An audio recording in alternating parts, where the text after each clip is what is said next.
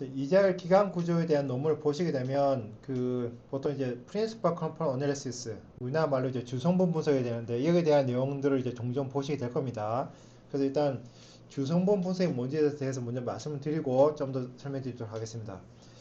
일단 확률 변수가 K개 있다 해보죠. 뭐 Y1, Y2 얘들 다 확률 변수입니다. YK, K개 변수가 있어요. 예를 들어서 얘는 뭐 실업률, 뭐 얘는 성장률, 뭐 세 번째는 사람사인 지수, 뭐 쭉 하다가 뭐 마지막은 뭐 경상수지 또는 이제 뭐 고용률 이런 게 있는 겁니다. 그래서 이 변수들 보면 각각의 변수들은 사실은 경기랑 밀접한 관련이 있죠. 하지만 무엇 하나 순수한 경기라 보긴 힘들어요. 그래서 이 변수 사이에 뭔가 공통적인 움직임이 있다 그러면 얘들 그 공통적인 움직임을 우리가 경기라 불러도 좋겠죠. 그래서 어떤 여러 개 변수가 있을 때 그 변수 여러 개 변수를 대변하는 하나의 값을 찾아낼 때 보통 이걸 많이 씁니다. 이것도 일종의 빅데이터 분석입니다. 왜냐하면 이것도 차원이 축소되는 거잖아요, 그죠? 그럼 그 대표 변수는 어떻게 찾을 거냐? 여기서 아이디어는 뭐냐면 여기 뭐 아래첨자이죠. 아래첨자 무시하십시오. 이게 보자. 아래첨자 i가 이거 무시하시고 그러니까 C라는 벡터 있어요. 벡터. 얘는 1 by K입니다. 1 by K. Y는 K by 1이잖아요. 그죠? 변수가 K가 있는 거고 얘는 1 by K입니다. C는. 그러니까 C 프라임이 1 by K인 거죠. C 프라임이. 그러니까 변수들의 선형조합이에요.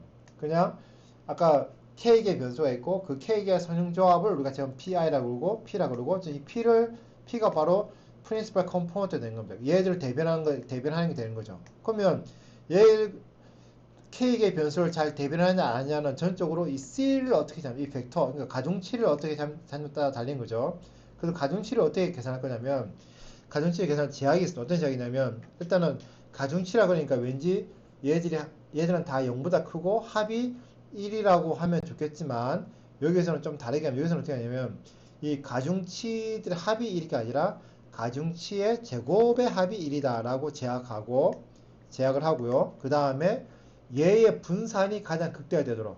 그러니까 얘의 분산이 가장 극대화된다는 거는 이런 소형지압을 했을 때 이 베리에이션이, 그러니까 변동성이 가장 큰 거.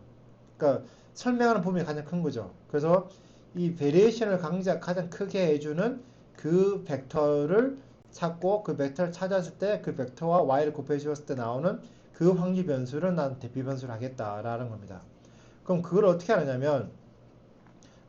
이제 기계적인 이제 설명을 드리면 먼저 여기에 K개의 변수가 있다고 했잖아요. 그죠? 그럼 K개의 변수가 있으면 그 K개의 변수를 가지고 데이터가 있으니까 그 데이터를 가지고 샘플 콜레이션 매트릭스를 추정할 수 있어요. 그냥 콜레이션 매트릭스가 있겠죠. 그냥 콜레이션 매트릭스가 있어요.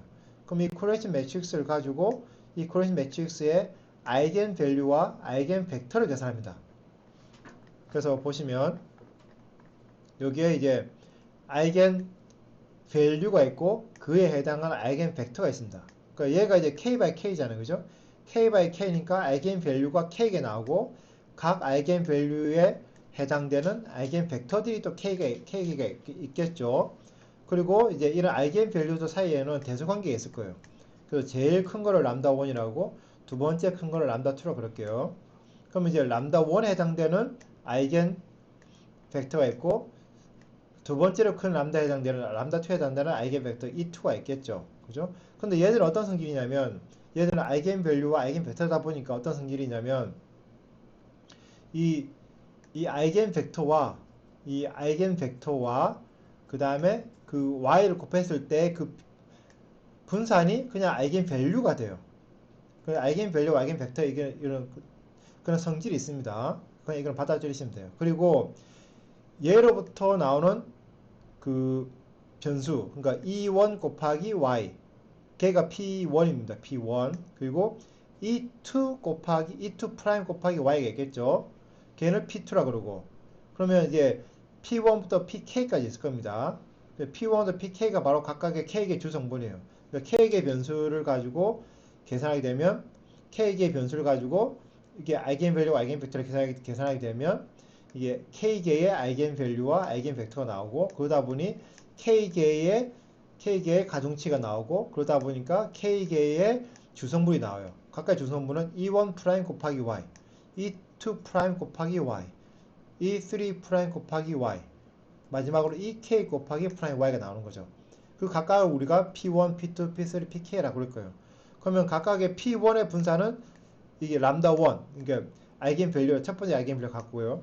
두 번째 아이겐 벡터를 가지고 계산한 그 E2 프라임 Y, 그러니까 P2죠. P2의 분사는 두 번째 아이겐 밸류 람다 2가 됩니다. 이런 식으로 돼요. 쭉쭉 됩니다. 그리고 또 각각의 PI들끼리는 그러니까 P1과 P2, 뭐 P2와 P3, 뭐 P1과 P4 얘들 사이 콜레이션은 없어요. 서로 독립이 없어거나 합니다. 그리고 얘들의 제곱의 합은 1이에요. 그러니까 결과적으로 사실은 아이겐 벡터가 아까 우리가 알고 싶은 그 가정시에 해당되는 놈이 똑같은 놈이에요. 그래도 어떤 성질이냐면 얘는 아까 말씀드렸던 콜레이션의 행위라고 있잖아요. 콜레이션 행위다 보니까 얘 대각은 다 1이에요. 얘는 K by K니까 대각들을 다 더해주면 이게 트레이스라는 게 그거죠. 대각의 합이잖아요. 그죠? 합은 K입니다. K가 되고 또 이 람다들이 람다 1부터 람다 K가 있잖아요. 그죠? 람다 1부터 람다 K 다 더해줘도 얘는 K가 돼요. 그리고 람다 I는 각각의 분산, 이거 콜레이션 아닙니다. 밸런스. 그 밸런스 같다 그랬잖아요. 그죠? 같습니다.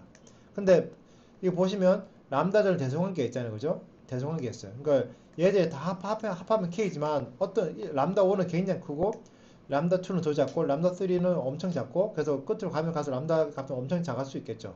그죠? 그래서 여기다가 K로 나눠져 버리면 얘 나누기 K라고 해버리면 이쪽은 1이 되겠죠. 그죠?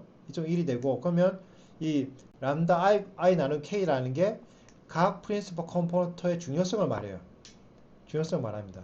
그러니까 사실은 첫 번째 놈이 제일 클 거고 람다 1 나누기 K가 비중이 제일 크다고 표현될 것이고 람다 2 나누기 K가 두 번째로 큰 프린시퍼 컴포넌트 비중이라고 볼 수 있는 거죠. 그죠? 그래서 이 우리가 수익률 곡선을 가지고 이 Y 자리에다가 그죠? 아까 이 Y 자리에다가 뭐 한 달 만기, 두 달 만기, 뭐 석 달 만기, 6개월 만기, 12개월 만기, 24개월 만기 쭉 그럼 데이터가 쭉 있겠죠, 그죠? 데이터가 쭉 있고 그럼 얘를 가지고 프린시퍼 컴포넌트 하면 그러니까 우리가 1개월, 2개월, 3개월, 6개월, 12개월, 24개월, 뭐 60개월, 뭐 80개월 뭐 쭉 데이터 쭉 있으면 얘들 타임 시리즈가 쭉 있을 것이고 그럼 그 타임 시리즈로부터 우리가 콜레이션 매트리스를 계산할 수 있겠죠. 그냥 우리가 아는 샘플 콜레이션 매트리스입니다. 그럼 거기다가 뭐 한 거예요? 얘 뭘 계산한 거예요? 얘의 아이겐 밸류, 아이겐 벡터를 계산하고 그 예를 들어서 우리가 만기의 종류가 총 10개다. 만기의 종류가 10개다. 그러면 이제 10개의 아이겐 밸류와 10개의 아이겐 벡터가 나올 것이고 그럼 10개의 아이겐 벡터를 가지고 10개의 프린시퍼 컴포넌트가 나오죠. 그럼 그 중에 이제 앞에 있는 것을 중요하고 뒤에 있는 건 안 중요하잖아요. 그죠? 근데 실제 해보면 보통 첫 세 개의 비중 합치면 거의 다 99%가 돼요. 대부분의 나라는 거의 예외 없이 그렇게 됩니다. 그리고 이제 첫 번째 프린시플 컴포넌트를 보면 얘는 거의 레벨과 비슷해요. 그러니까 장기금리랑 거의 비슷하게 움직이고요. 두 번째 프린시플 컴포넌트는 장당의 금리 차는 거의 비슷하게 움직이고 세 번째 장기금리는 그 커버리지랑 비슷하게 움직입니다. 그래서 보통 이제 그래서 우리가 순위 곡선을 우리가 표현할 때 뭐 1년 뭐 1개월 만기금리는 얼마고 2년 만기금리는 얼마 이렇게 다 말할 필요 없이 그냥 장기금리는 얼마고 장단기 금리 차는 얼마며 그다음에 커버리지는 얼마다 말해줘 버리면 순위 곡선의 거의 99%의 그 형태는 이미 다 표현이 돼 버리는 거죠. 그래서 이제 프린시플 컴포넌트 어널리시스를 굉장히 많이 사용하고 있습니다.